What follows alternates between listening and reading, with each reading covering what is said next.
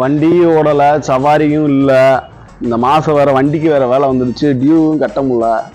என்ன செய்யறதுன்னு ஒன்றும் புரியல. ரிக்ஷா மட்டும் வராதரா, ரிக்ஷா கூட கூட சேர்ந்து நானும் வரணும். அந்த முக்குல ஒரு சும்பட கடை இருக்குண்ணே, அதுல 5 மூடை இருக்குண்ணே, ஏத்துமான கடைக்காரனுக்கெல்லாம் தெரிஞ்சா கட்டி வச்சு தோலை உரிச்சு போயிடாண்டி. யார போய் கிளவானா சொல்றா?